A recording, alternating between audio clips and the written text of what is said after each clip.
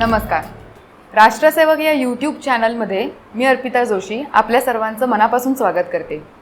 आज आपण भेटणार आहोत अशा एका व्यक्तीला जी शिवचरित्र ही ऑफ स्क्रीन आणि ऑन स्क्रीन दोन्ही पद्धतीने खऱ्या अर्थाने जगते.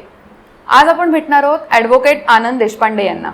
आनंद देशपांडे यांनी BCom, LLB आणि MA इतिहास अशा 3 पदव्या घेतलेल्या आहेत. गडसंवर्धन समिती महाराष्ट्र शासन आणि महाराष्ट्र राज्य नाट्य परिनिरीक्षण मंडळ या दोन्ही समित्यांवरती माजी सदस्य म्हणून ॲडव्होकेट आनंद देशपांडे कार्यरत होते.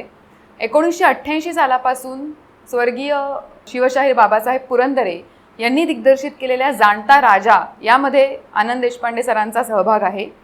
तसंच पुण्याजवळील शिवसृष्टी या भव्य प्रकल्पामध्ये सल्लागार म्हणून देखील त्यांनी काम केलं आहे. मराठी चित्रपटसृष्टीमधील अत्यंत नावाजलेले सिनेमे फर्जंद, फतेह शिकस्त आणि रमा माधव या 3ही दिग्गज सिनेमांमध्ये ऐतिहासिक चित्रपटांमधनं भूमिका त्यांनी साकारलेल्या आहेत. आनंद सरांची पुनर्भेट गोनीदांच्या साहित्यकृतींची कातळ मनीचा ठाव आणि काही जनातलं काही मनातलं ही 3 पुस्तकं देखील प्रसिद्ध आहेत. फार वेळ न दवडता आज आपण आनंद सरांची गप्पा सुरू करू. आनंद सर, तुमचं राष्ट्रसेवक या यूट्यूब चॅनलवरती मी मनापासून स्वागत करते. नमस्कार. आज आपला विषय आहे दुर्ग संवर्धन.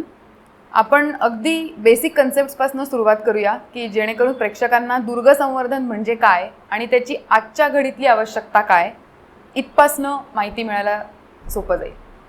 मुळात दुर्ग संवर्धनाच्या अनुषंगाने जर आपण विचार केला तर संवर्धनाची मूळ संकल्पना जी आहे त्या मूळ संकल्पनेमध्ये जे ज्या स्थितीमध्ये आहे ते त्या स्थितीमध्ये कसं राहील याच्या अनुषंगाने करावायचे जे प्रयत्न आहेत ते प्रयत्न अपेक्षित आहेत. जे बेसिकली ज्याला आपण इंग्लिशमध्ये ॲज इट इज म्हणतो ते तसं ॲज इट इज कसं राहील या दृष्टिकोनातून. पण मग संवर्धन असा जो त्याच्यातला पुढचा टप्पा येतो त्या संवर्धनाच्या पुढच्या टप्प्यामध्ये आपल्याला असं लक्षात येईल की ते ठेवत असण्यासाठी सुद्धा काही दुरुस्तींची काही गोष्टींची गरज असते. मग त्या दुरुस्त्यांचा अंतर्भाव त्या संवर्धनामध्ये पुढच्या काळामध्ये जसा जसा होत गेला, म्हणजे मला एक थोडंसं उदाहरण देऊन स्पष्ट करता येईल इथं की सर्वसाधारणपणे किल्ल्यांचा इतिहास आपल्याकडचा जो आहे तो खूपच प्राचीन आहे.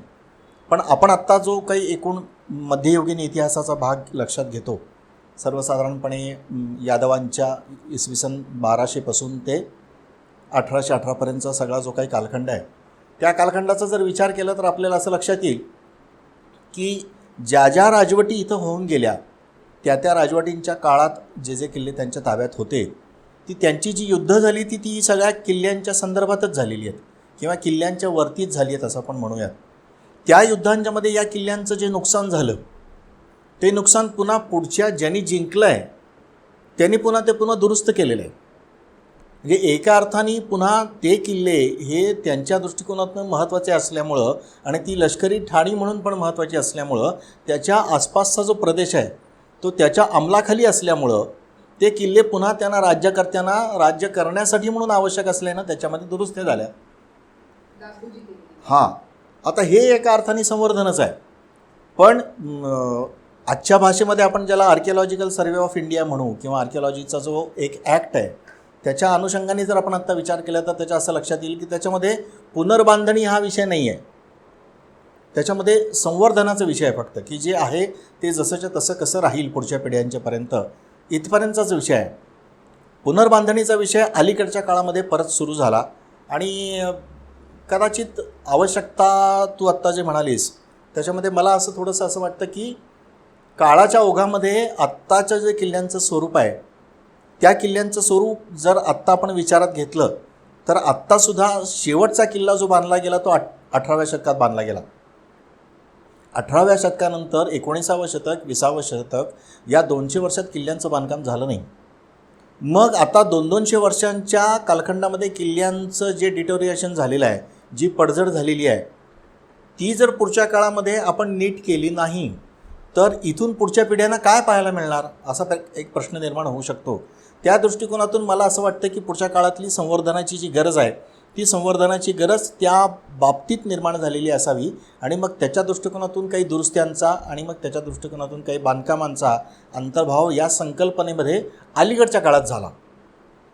पण तो सुद्धा किती शास्त्रीय पद्धतीने होणं अपेक्षित आहे हा आपल्या पुढच्या चर्चेचा टप्पा असू शकतो.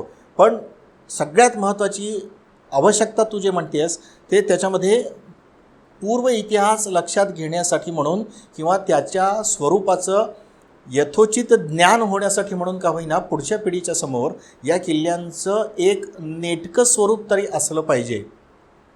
या दृष्टिकोनातून संवर्धनाची चळवळ होणं आणि ती चांगल्या पद्धतीने होणं आवश्यक आहे असं मला वैयक्तिकरित्या वाटतं. म्हणजे थोडक्यात एक जो इतिहास आपल्यापर्यंत आला तो पुढच्या पिढ्यांपर्यंत जावा याच्यासाठी एक किल्ले म्हणून माध्यम असावं, त्या दृष्टीने संवर्धन अशी आजची आवश्यकता आहे का? किल्ले हा त्याच्यातला एक भाग झाला. संस्कृतीच्या परंपरेच्या याच्यामध्ये ज्या ज्या गोष्टींचा अंतर्भाव आहे त्या अंतर्भाव असलेल्या सगळ्याच गोष्टींचा, म्हणजे उद्या आता पुन्हा त्याच्यामध्ये देवळं येतील, उद्या आणखीन काही वस्तू येतील, काही वास्तू येतील. किल्ले हा मध्ययुगीन कालखंडातला एक महत्त्वाचा टप्पा आहे. त्या दृष्टिकोनातून त्याचं संवर्धन होणं, जसं बाकीच्या गोष्टींचं संवर्धन होणं आवश्यक आहे तसं किल्ल्यांचंही होणं आवश्यक आहे. त्यामुळं त्या दृष्टिकोनातून किल्ले हा एक भाग त्याच्यातला वन ऑफ द पार्ट्स आपण ज्याला म्हणू शकू असा एक भाग त्याच्यामध्ये निश्चितपणे आहे. सर, तुम्ही माजी सदस्य होतात किल्ले संवर्धन समितीसाठी, तर आत्तापर्यंत महाराष्ट्रामध्ये जे जे किल्ल्यांचं संवर्धन झालेलं आहे त्याच्यातलं सगळ्यात सायंटिफिक झालेलं संवर्धन असं तुम्ही कुठचं म्हणाल? सायंटिफिक या शब्दाच्या अनुषंगाने जर आपण विचार केला की नाही तर ते बऱ्याच वेळेला तो थोडासा फसवा शब्द आहे. कारण बेसिकली सायंटिफिक ज्याला आपण म्हणू त्याच्यामध्ये माझं वैयक्तिक मत आहे अर्थात हे, कारण त्याचा इतरांशी काही संबंध नाही. सायंटिफिकची एक जी ठराविक व्याख्या आहे त्याच्यामध्ये संवर्धनाच्या व्याख्येमध्ये अपेक्षित असं आहे की जे मी तुला मागाशी म्हटल्यासारखं की it should be kept as it is, जसं पहिल्यांदा होतं तसं. आता मुळातच या गेल्या 300-350 वर्षांच्यामध्ये त्याचं स्वरूप हे निसर्गतः म्हणा किंवा मानवनिर्मित काही याच्यामुळं म्हणा जे बदललं गेलं त्याच्यामुळं त्याचं मुळातलं स्वरूप काय होतं हे आत्ता तुम्ही कसं ठरवणार? त्याचे पुरावे किती उपलब्ध आहेत आणि मग त्या उपलब्ध पुराव्यांच्या नुसार काम झालं तर ते सायंटिफिक, आणि त्या उपलब्ध पुराव्यांच्या अंदाजाने काम झालं तर ते सायंटिफिक नाही, असं आपल्याला त्याचं क्लॅरिफिकेशन किंवा त्याचं बायफर्केशन करता येणार नाही.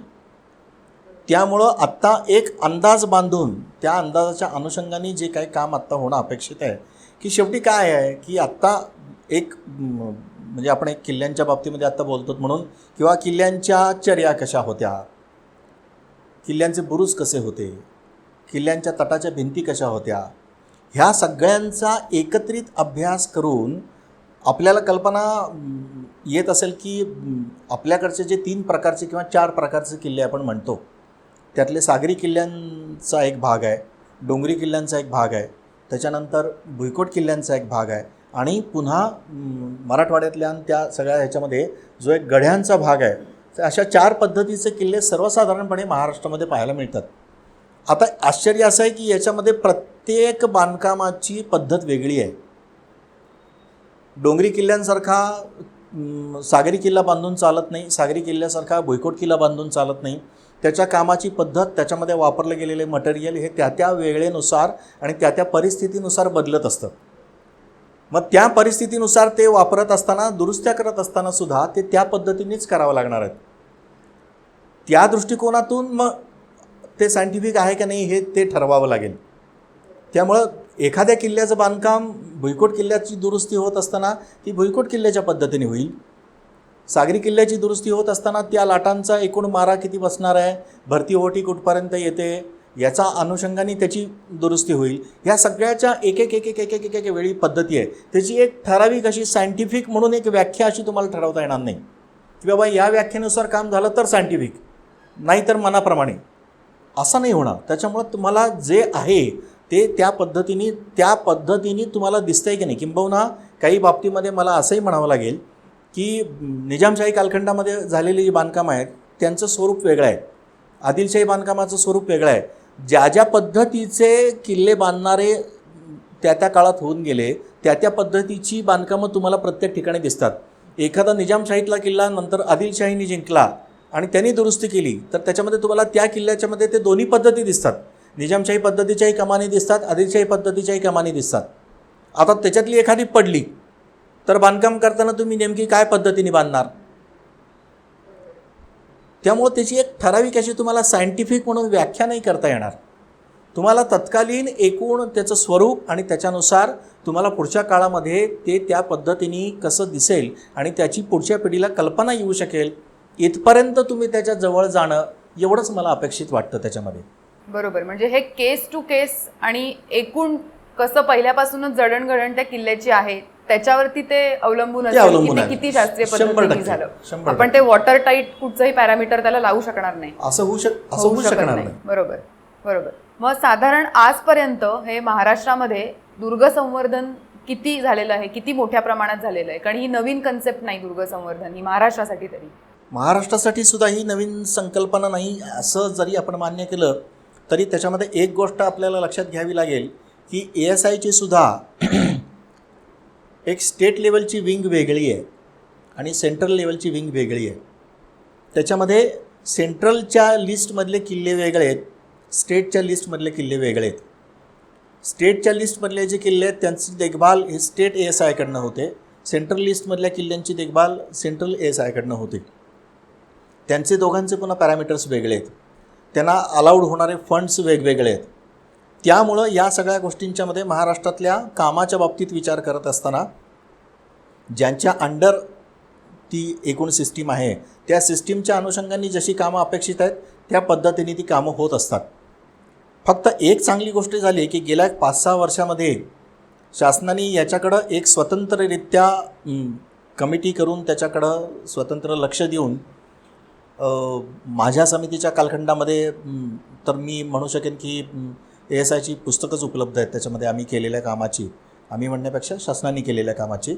तर त्याच्यात त्यांनी जवळजवळ पहिल्या टप्प्यामध्ये जवळजवळ 28 किल्ले घेतलेले होते. पुढच्या टप्प्यामध्ये जवळजवळ एक 67 किल्ल्यांचं काम अपेक्षित होतं आणि सगळं मिळून हे आत्ताचं जर झालेलं काम लक्षात घेतलं तर ते 125 कोटीच्या आसपासचं काम आत्ता झालेलं आहे आणि ते तुम्हाला त्या त्या किल्ल्यांच्यावरती पाहायलाही मिळेल आणि त्या अनुषंगाने पुढच्या काळातही ते काम होणं अपेक्षित आहे. पुढच्या काळातही ते काम तशा पद्धतीने चालू राहावं अशी आमची पण अपेक्षा आहे. कारण शेवटी एका पद्धतीने झालेलं काम आहे ते तिथपर्यंतच थांबलं तर पुढच्या काळामध्ये परत ते, कारण जे काम होणार आहे त्याचीसुद्धा पुढच्या काही काळामध्ये पडझड होणारच आहे. निसर्गाचा म्हणून एक, पावसाचा म्हणून एक, हवेचा म्हणून एक, वातावरणाचा म्हणून एक आणि पुन्हा मानवनिर्मित संकटांचा म्हणून एक, असा एक सगळा जो त्याच्यावरती काम करणारा वर्ग आहे तो सगळा त्याच्या पद्धतीने काम करत राहील. त्यामुळे ते काम हे कुठेही एका ठराविक पद्धतीने झालं आणि ते थांबलं असं होता कामा नये. ती एक निरंतर व्यवस्था राहिली पाहिजे आणि ती निरंतर व्यवस्था पुढच्या काळामध्ये चालू राहिली पाहिजे. साधारणपणे जेव्हा हे ठरतं की कुठच्या किल्ल्यांवरती संवर्धन करायचं, जसं तुम्ही आत्ता म्हणालात की 28 किल्ल्यांचं पहिले झालं, तर काय साधारणपणे त्याचे क्रायटेरिया आहेत किंवा कशाच्या बेसिसवरती हे 28 किल्ले आपण करायचे असं? पहिल्यांदा अगदी जेव्हा या यादीच्या अनुषंगाने चर्चा झाली त्यावेळेला मी त्या समितीमध्ये नव्हतो, माझी एंट्री नंतरची आहे.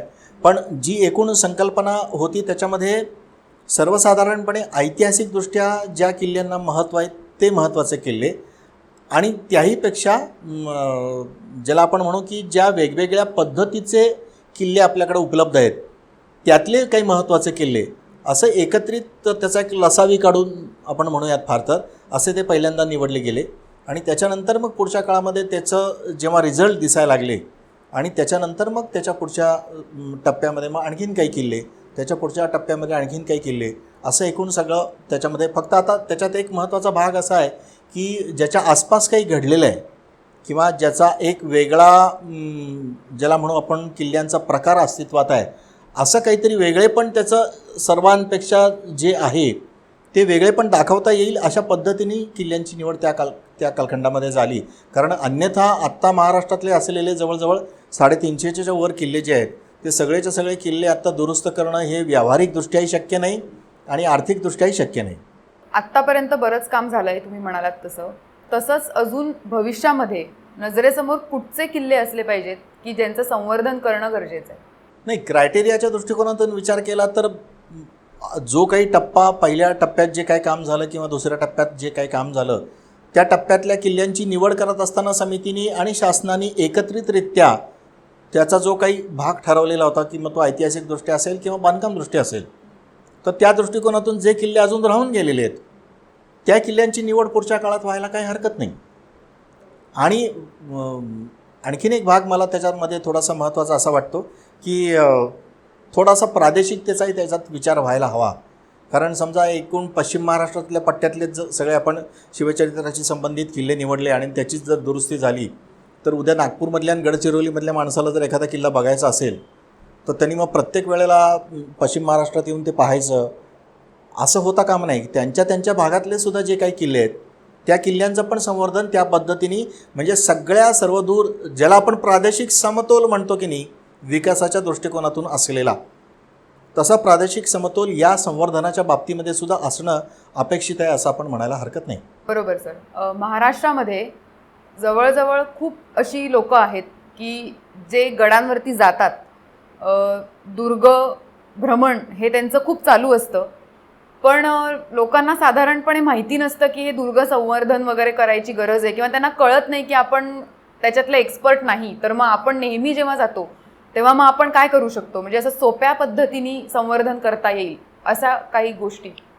सोप्या पद्धतीने संवर्धनाचा प्रश्न चांगला आहे, पण आपल्याकडे एक भाग आपण लक्षात घ्यावा लागेल की दुर्ग भ्रमंती करणारी मंडळी आणि दुर्ग संवर्धन करणारी मंडळी ही थोडीशी वेगवेगळी आहेत.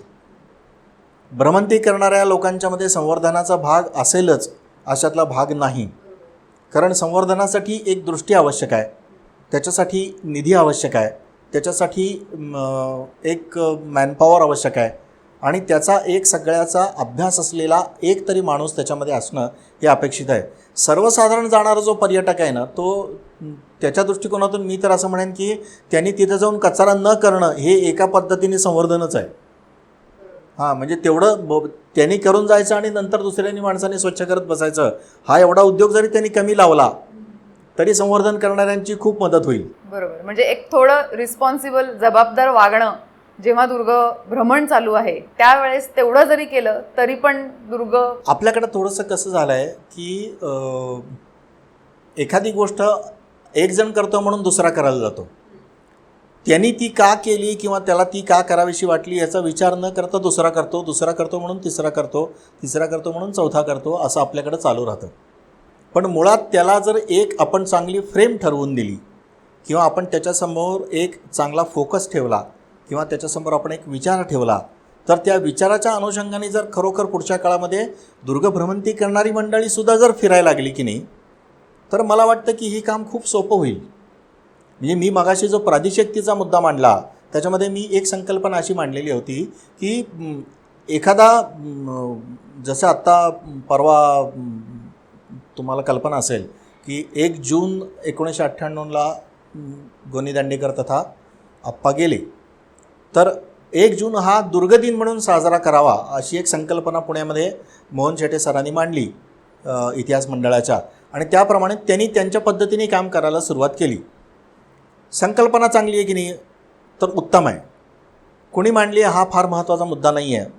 महत्त्वाचा मुद्दा नाही म्हणजे सर महत्त्वाचे नाही त्याच्यातला भाग नाही, पण संकल्पना चांगली आहे. तर मग मला असं वाटतं की प्रादेशिकतेच्या पातळीवरती मी सोलापूरला राहत असेल तर मी माझा दुर्गदिन कसा साजरा करावा, तर माझ्या परिसरातला जो किल्ला आहे तो किल्ला जर मी स्वच्छ करू शकलो त्या दिवशी जाऊन, त्या किल्ल्याच्या अनुषंगाने मी जर काही काम करू शकलो, असं जर स्थानिक पद्धतीवरती स्थानिक पातळीवरती आपापल्या परिसरातले किल्ले त्या दिवशी जर साजरे करता आले किंवा दुरुस्त करता आले, स्वच्छ करता आले, तरीसुद्धा मला असं वाटतं की हे फार मोठं काम. कारण शेवटी एक गोष्ट लक्षात घेतली पाहिजे आपण की ज्या काळात याची सगळ्याची बांधकामं झाली त्या काळातलं अर्थकारण, त्या काळातलं समाजकारण आणि त्या काळातलं राजकारण हे आजच्या अर्थकारणापेक्षा राजकारणापेक्षा पूर्णपणे वेगळं होतं.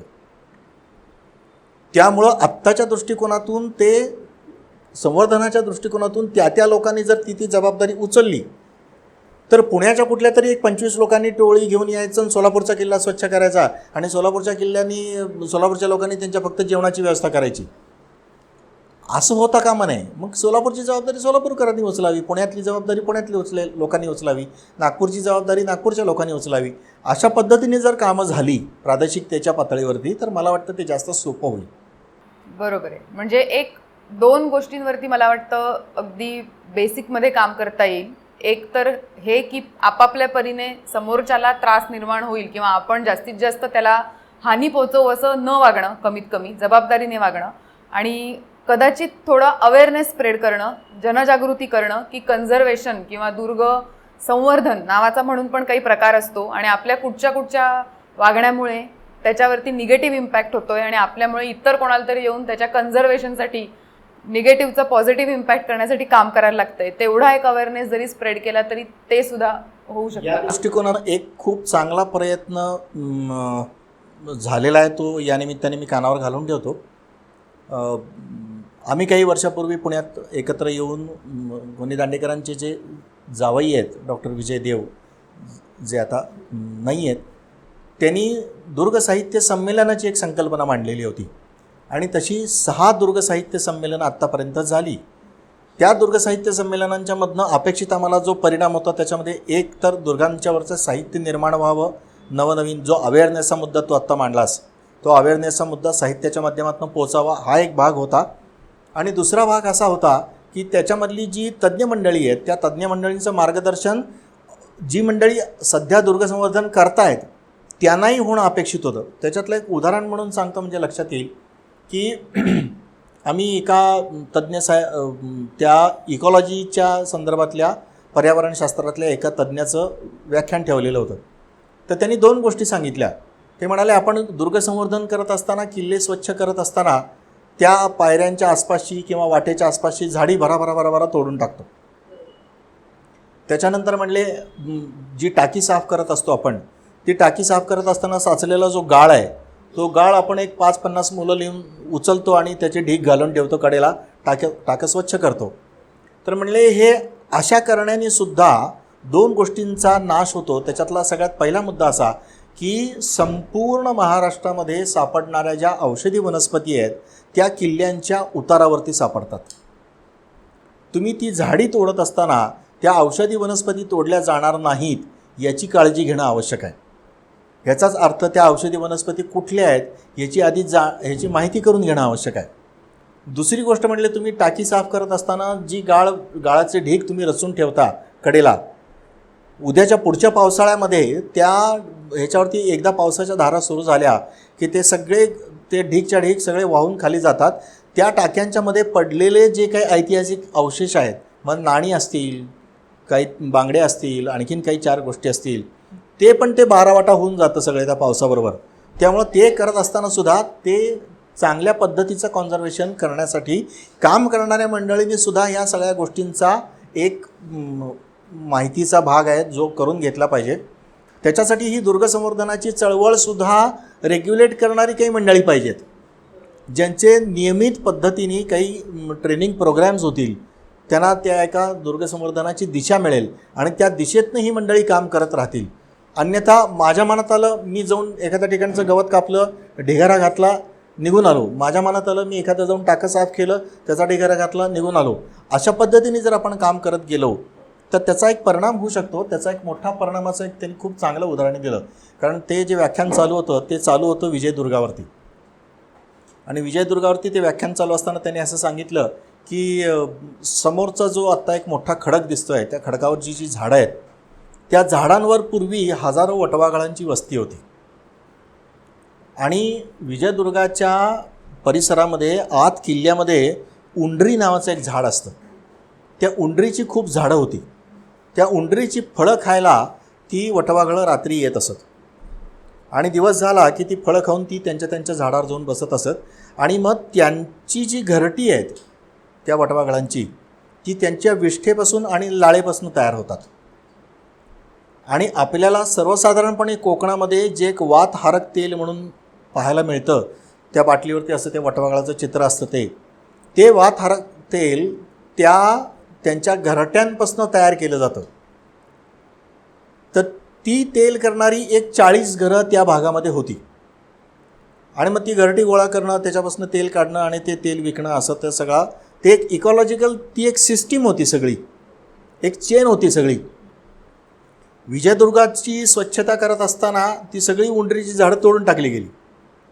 ती तोडून टाकली गेली की ती फळं नाहीशी झाली की ती हजारो लोकांची, त्या वटवाघळांची वस्ती जी होती ती वस्ती उठून दुसरीकडे गेली, त्यांना कुठं जिथं अन्न मिळत असेल ती तिकडे गेली. ती गेल्यानंतर ही 40 कुटुंब रस्त्यावर आली, त्यांची उपजीविका बुडाली.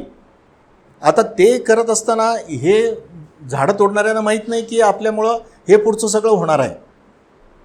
त्यामुळे हे दुर्गसंवर्धनाचं काम करत असताना सुद्धा या सगळ्या परिसराचा एक स्वतंत्ररित्या अभ्यास असणं, त्याच्या आजूबाजूच्या सगळ्या गोष्टींची माहिती असणं, हा एक महत्त्वाचा भाग त्याच्यामध्ये आहे.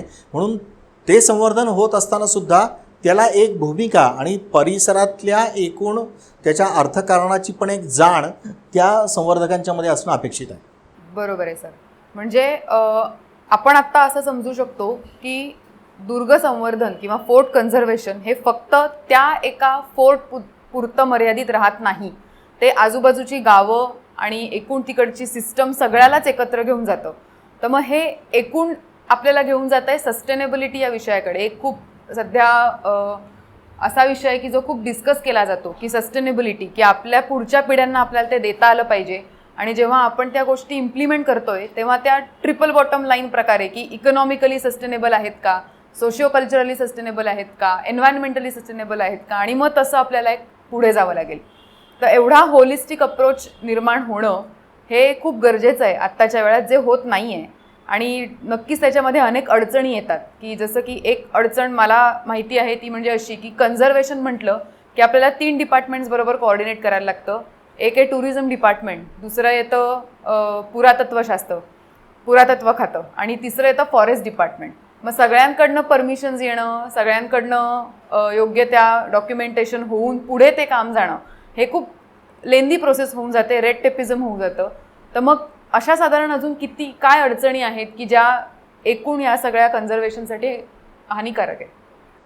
नाही, अडचणींचं स्वरूप तुझ्या प्रश्नातच उत्तरं देऊन स्पष्ट करून टाकलं.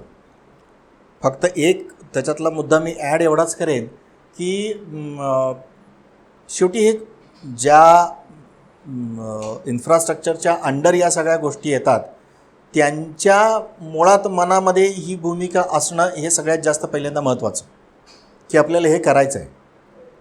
आणि ते एकदा जर करायचं ठरवलं शासनाने तर ते फार अडचणीचं नसतं. कारण एकाच वेळेला एक निर्णय जर शासनाचा निर्णय म्हणून झाला तर त्याच्या अंडर येणारे सगळे जे डिपार्टमेंट्स आहेत त्यांचं कोऑर्डिनेशन करणं आणि त्या कोऑर्डिनेशनच्या अनुषंगाने काम करून घेणं हे त्या परिसरातली मंडळी किंवा त्या खात्याची मंडळी करू शकतात. त्याच्यासाठी फार काही अडचण येते अशातला भाग नाही. माझ्या दृष्टिकोनातून अडचणीचा मुद्दा असा आहे की सगळ्यात महत्त्वाचं म्हणजे या शास्त्रीय दृष्टिकोनातून संवर्धनाचा विचार असणारी आणि अभ्यास असणारी तज्ज्ञ मंडळी या सगळ्या लोकांच्या बरोबरीने काम करणं, त्यांनी त्यांचा वेळ देणं आणि त्यांच्या वेळेची किंमत शासनाने त्यांना देणं, हे थोडंसं मी जबाबदारीने बोलतो आहे. कारण शेवटी कसं आहे की जो अभ्यास करणारा माणूस आहे त्यांनी हाऊस म्हणून जरी अभ्यास केलेला असला तरी शेवटी त्या अभ्यासाची म्हणून एक काहीतरी व्हॅल्यू असते. तो पहिल्यांदा एका किल्ल्यासाठी मोफत काम करेल, दुसऱ्या किल्ल्यासाठी मोफत काम करेल, तिसऱ्या किल्ल्यासाठी मोफत काम करेल, पण प्रत्येक वेळेलाच तो तुम्हाला मोफत कामासाठी उपलब्ध होईल अशातला भाग नाही. कारण शेवटी तो कधी ना कधीतरी असा विचार करतो की शासनाचा काम करणारा जो माणूस आहे तो पगार घेऊन काम करतो आहे आणि मी मात्र प्रत्येक वेळेला माझा जो वेळ देतो आहे त्या वेळेचा मोबदला जर मला मिळत नसेल तर मी प्रत्येक वेळेला काय म्हणून मदत करायला जायचं. तर ही थोडीशी बोथ साईड कॉम्प्लिमेंटरी ज्याला आपण म्हणू ना तशी प्रोसेस असली पाहिजे. जी तज्ज्ञ मंडळी आहेत त्या तज्ज्ञ मंडळींचा सल्ला घेत असताना त्या तज्ज्ञ मंडळींचा योग्य तो सन्मान ठेवणं, त्यांचं मानधन त्यांना मिळेल अशी व्यवस्था करणं, त्यांच्या वाहनाची व्यवस्था करणं, त्यांच्या निवासाची व्यवस्था करणं, हे सगळं जसं अपेक्षित आहे तसं मग शासनाने त्यांच्या अनुषंगाने त्यांची जी काही काम करणारी मंडळी आहेत ती यांच्या मार्गदर्शनाखाली कशी काम करतील याचाही विचार करणं आवश्यक आहे. हे जेव्हा दोन्हीकडनं एकत्र होऊन काम होईल त्यावेळेला ते चांगल्या पद्धतीने काम होईल. आणि सगळ्यात महत्त्वाची आणखीन एक गोष्ट आहे त्याच्यामध्ये की हे सगळं ज्यांच्यासाठी म्हणून करायचं आहे, म्हणजे शासनाने काम करणंही असू दे किंवा तज्ज्ञांनी काम करणंही असू दे, हे ह्या सगळ्यांनी एकत्र येऊन ज्यांच्यासाठी काम करणं अपेक्षित आहे त्या लोकांच्यामध्ये या सगळ्या एकूण ज्या काही घडणाऱ्या कष्टप्रद घटना आहेत त्यांची जाणीव निर्माण करणं हा एक स्वतंत्र भाग आहे परत.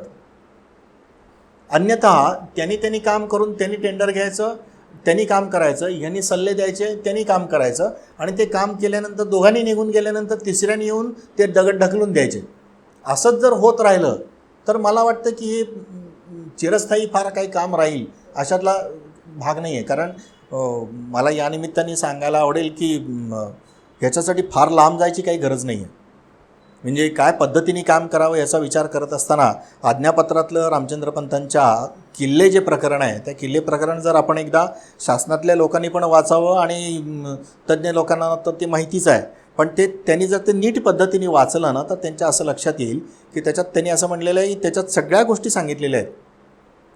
त्याच्यात त्यांनी असं म्हणजे 2-3 वाक्य तर मला त्याच्यातली छान वाटतात की ती थोरल्या स्वामींनी हे राज्य दुर्गांच्यावरूनच निर्माण केले. दुर्गे नसता देश भग्न होऊन प्रजा निराश्रय होते आणि मग प्रजा निराश्रय झाल्यावरही राज्य ऐसे कोणास म्हणावे असं त्या काळामध्ये म्हणलेलं आहे. मग हे सगळं म्हणजे ही शासनकर्त्यापासून ते शेवटच्या घटकापर्यंत आलेली जी चेन आहे ना, ती चेन जर व्यवस्थित असेल तर वेगळं संवर्धन करण्याची गरज भासणार नाही. एक छान उदाहरण घाणेकर सरांनी सांगितलेलं मला आठवतं आहे. नाशिकच्या जवळ एक किल्ला आहे कुठला तरी, त्या किल्ल्याच्या दरवाजामध्ये एक छोटीशी रामाची मूर्ती आहे आणि त्याच्या पायथ्याचं जे गाव आहे त्या गावातल्या सगळ्या घरांच्यामध्ये एक शिरस्ता आहे की रोज एका घरातल्या माणसाने जाऊन त्या मूर्तीवरती पाणी घालून यायचं. ते सगळं ठरलेलं आहे. त्याप्रमाणे त्या घरातला माणूस जातो आणि त्या मूर्तीवरती पाणी घालून येतो. आता ह्याच्याने होतं काय तर 2 गोष्टी महत्त्वाच्या होतात की तो किल्ला आपला आहे आणि ती आपली जबाबदारी आहे, ही जाण त्या गावातल्या प्रत्येक घरामध्ये आहे. दुसरी गोष्ट, त्या घरातल्या प्रत्येक पिढीतल्या प्रत्येक मुलाचा त्या किल्ल्याशी एक संबंध राहतो. मग कदाचित तो किल्ला बघायला आलेल्या माणसांना त्याच्यापैकी कुठला तरी एखादा मुलगा वर घेऊन जात असेल आणि मग त्याच्या भोवती फिरणारं जे अर्थकारण आहे ना, ते अर्थकारण ते एका दिशेने चांगल्या दिशेने गती घेऊ शकतं. असं काहीतरी कुठल्या तरी बाबतीमध्ये जेव्हा होईल आणि त्याच्या म्हणजे आसपासच्या किल्ल्यातलं शेवटी कसं आहे, येणारा आजही तुम्हाला मावळातल्या किंवा पश्चिम महाराष्ट्रातल्या किल्ल्यांच्या बाबतीमध्ये हे तुम्हाला दिसेल की तुम्ही भटकत असताना, आता आपली तर मोठी संस्था आहे, आपण गेली अनेक वर्ष याच्यावरती काम करतो, तर आपल्याला तिथे परिसरातली मंडळी मदत करताना दिसतात, वेळप्रसंगी खाऊ पिऊ घालतात, सगळं करतात. पण हेच सगळं चित्र तुम्हाला एकदम तिकडं गडचिरोलीमध्ये दिसेल अशातला भाग नाही आहे, कारण त्यांना त्या अर्थकारणाचा वासच नाही आहे अजून. तेव्हा हे अर्थकारण जे आहे ते अर्थकारण त्या किल्ल्याशी संबंधित आहे. म्हणजे पूर्वी त्या सगळ्या मध्ययुगीन कालखंडामध्ये जसं अर्थकारण, समाजकारण आणि राजकारण हे सगळ्या किल्ल्यांशी संबंधित होतं, तसं आजचं कमीत कमी अर्थकारण तरी का होईना त्या परिसराचं त्या किल्ल्यांशी संबंधित आहे, हे आपल्याला त्या लोकांना समजावून सांगावं लागेल. की मग तुम्ही तुमच्यातल्या तरुण मुलांनी उठून कुठंतरी मुंबईतच नोकरी जाऊन कुठंतरी केली पाहिजे अशातला काही भाग नाही. तर तुम्ही इथं तयार राहिलात, तुम्ही या किल्ल्याची माहिती करून घेतलीत, ऐतिहासिक माहिती करून घेतलीत, तर येणाऱ्या माणसांच्या निवासाची व्यवस्था होऊ शकते, जेवणाची. आत्ता एक महत्त्वाचा विषय अजून पुढच्या तुझ्या कदाचित प्रश्नांच्यामध्ये असेल, पण मी तो आत्ता बोलताना आला आहे ओघानी म्हणून घेऊन टाकतो, की पुढच्या काळामध्ये हे सगळं तरी कशासाठी करायचं आहे, संवर्धनाचं काम तरी, की ते पुढच्या पिढीपर्यंत पोचावं म्हणून आणि त्यांनी ते पाहावं म्हणून करायचं आहे. ह्याचाच अर्थ कुठंतरी ते टुरिझम वाढलं पाहिजे. टुरिझम जर वाढायचं असेल तर त्याच्यासाठी ज्या बेसिक मुळात गोष्टी आहेत त्या बेसिक गोष्टी तरी आपल्याला करता आल्या पाहिजेत. आलेल्या माणसांची निवासाची व्यवस्था पाहिजे, त्यांना फार काही नाही, अगदी 5 स्टारसारखं पण निदान पोट भरेल असं अन्न तर मिळालं पाहिजे, स्वच्छ पाणी तरी किल्ल्यावरती असलं पाहिजे पिण्यासारखं, त्याच्यानंतर काहीतरी शौचालयाच्या व्यवस्था तर तीवरती असल्या पाहिजेत. आज महिला येतात, मुली येतात, या सगळ्यांच्या म्हणजे त्याचा एक जर त्या संवर्धनाचा संवर्धन म्हणजे केवळ पडलेल्या दगडी भिंती उभारणे आणि पडलेले बुरुज उभे करणे एवढंच म्हणजे संवर्धन होत नाही. संवर्धनामध्ये मला जे अपेक्षित आहे त्याच्यामध्ये ते त्या किल्ल्याचं विस्कटलेलं अर्थकारण पूर्णपणे जेव्हा पूर्ण होईल की नाही त्याला खऱ्या अर्थाने संवर्धन म्हणता येईल. म्हणजे मग त्या गावातली 4 मुलं आहेत, ती 4 मुलं किल्ले दाखवायचं काम करतायत, 4 मुलं निवासाची व्यवस्था बघतायत, 4 मुलं त्यांच्या जेवणखाणाची व्यवस्था बघतायत. असं करून त्या गावाचं अर्थकारण मार्गी लागतं आहे त्या किल्ल्याच्या अनुषंगाने, जे पूर्वीच्या काळात होत होतं ते आता म्हणजे पूर्वीच्या काळात समाजकारण, राजकारण आणि अर्थकारण सगळंच होत होतं किल्ल्यांच्या अनुषंगाने. मी आत्ताच्या काळात असं म्हणतो की निदान त्या त्या गावाचं परिसराचं अर्थकारण तरी मार्गी लागतं आहे की नाही, एवढं जरी आपल्याला बघता आलं ना तरी या पुढच्या काळामध्ये मला असं वाटतं की खूप मोठं काम या सगळ्या ह्याच्यातनं होऊ शकतं. आणि मग एकूणातच त्याचा दिसणारा जो परिणाम आहे तो पुढच्या काळात दिसून येईल की शहराकडे येणारे लोंढे कमी होतील. जे लोंढे शहरातनं हे सगळं बघायला जातात त्यांना माहिती मिळू शकेल, त्यांच्या हातनं काही अपप्रकार किल्ल्यांच्यावरती होणार नाहीत. हे सगळं जे आहे ना हे सगळं पुढं एकत्रितरित्या होऊ शकतं. आणि या सगळ्यांचा एकत्रित लसावी जो आहे ना ते म्हणजे दुर्गसंवर्धन आहे. दुर्गसंवर्धन म्हणजे नुसतेच पडलेले तट बांधणं आणि असं अपेक्षित नाही आहे. या सगळ्याचा एकत्रित विचार झाला पाहिजे आणि तो विचार करत असताना मग ज्याच्या त्याच्या भूमिका ज्या आहेत की नाही त्या त्यांनी नीटपणे पार पाडल्या पाहिजेत.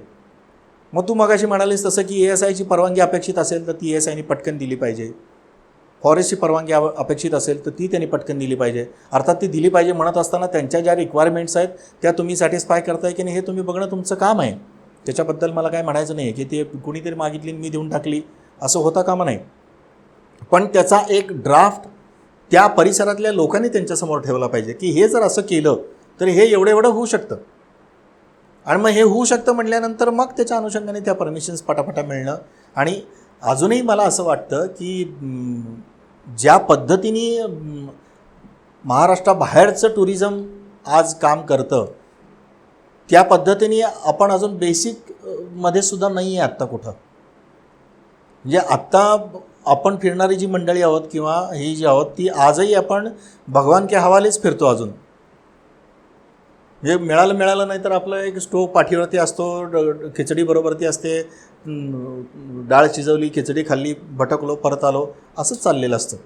एक महत्त्वाचे राजगड रायगडासारखे पन्हाळ्यासारखे जर किल्ले सोडले तर अन्य कुठल्याही ठिकाणी अजून या सगळ्या गोष्टींच्या नीट व्यवस्था मार्गी लागल्या आहेत असं मला तरी चित्र अजून दिसत नाही. तर याचा एक सर्वंकष विचार होणं म्हणजे दुर्गसंवर्धनाची चळवळ यशस्वी होणं. बरोबर सर, तुम्ही जे म्हणताय तो माझा होताच पुढे एक प्रश्न की आपल्याला हे दुर्गसंवर्धन हे सस्टेनेबिलिटी बरोबर कसं लिंक करता येईल. तर बहुतेक जर असं खरंच झालं येणाऱ्या काळामध्ये की एक हे लोकांच्या नजरेत आलं की एक गड हा अर्थार्जनासाठी पण निदान आजूबाजूच्या गावांना येणाऱ्या यंग पिढीला, तरुण पिढीला एक सोर्स बनू शकतो, तर बहुतेक लोक जास्त इंटरेस्ट घेऊन जास्त काम करतील.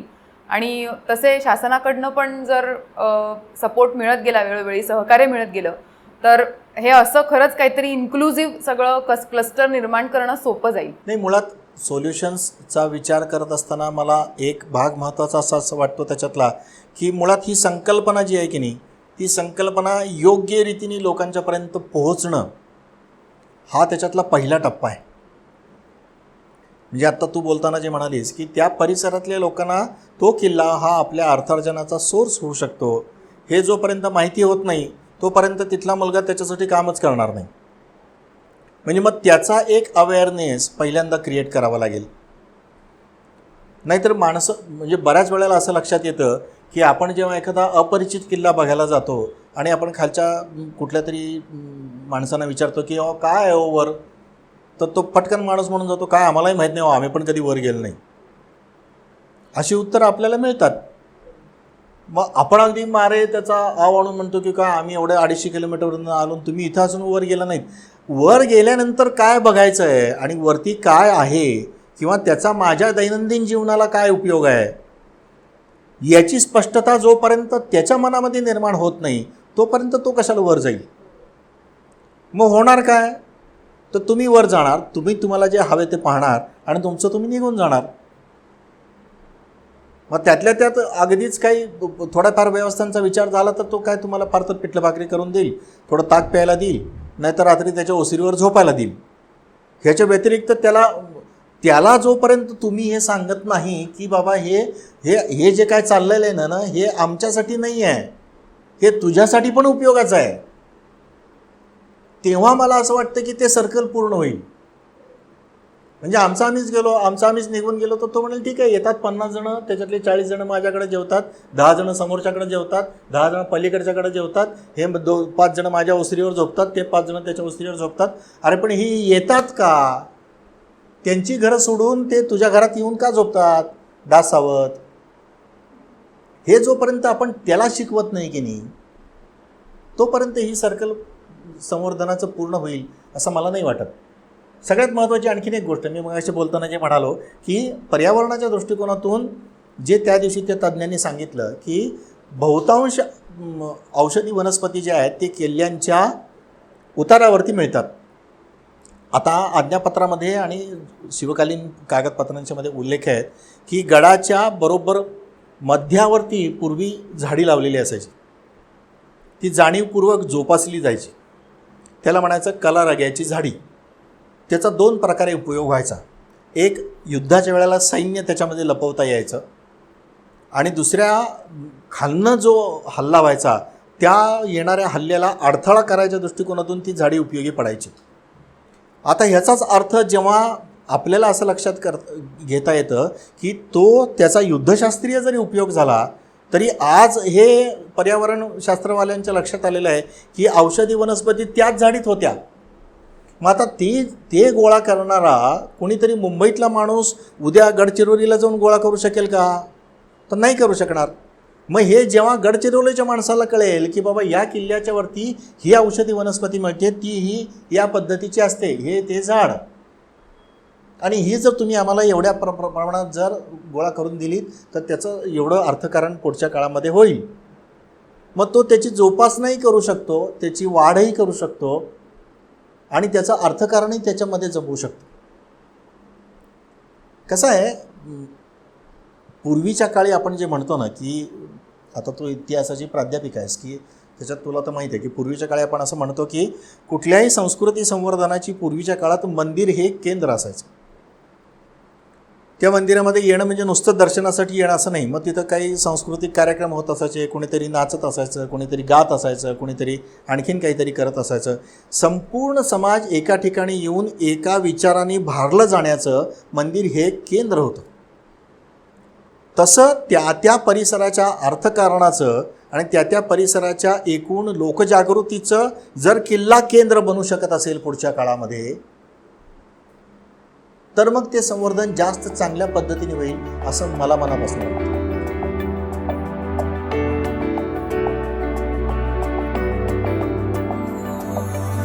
पोत्यांनी आज कचरा लोक गोळा करून खाली आणतात, ज्याच्यामध्ये दारूच्या बाटल्यांच्या सकट सगळ्या गोष्टी असतात. मग हे कुणीतरी जाऊन वरती काहीतरी उद्योग करायचे आणि संवर्धनवाल्यांनी ते स्वच्छ करत बसायचं. ही जर टुरिझम वाढण्याची संकल्पना असेल तर ती संकल्पना योग्य आहे असं मला वाटत नाही. की आपण नेहमी बघतो की ASI ही एकच एजन्सी आहे, आर्किओलॉजिकल सर्वे ऑफ इंडिया, की जे सगळेच किल्ले बघतं. मग तो लाल किल्ला असला तरी ते ASIच बघतं, आणि मग ती महाराष्ट्रामधला अगदी जो दुर्गम भागातला कुठचा किल्ला असेल तर ते पण सुद्धा ASIच बघणार आहे. पण एक साधारण असं आपण बघू शकतो की जितका लाल किल्ला चांगला मेंटेन्ड आहे किंवा उत्तरेकडचे हे किल्ले जास्त मेंटेन्ड आहेत, तेवढं महाराष्ट्रातले किल्ले मेंटेन्ड नाहीत.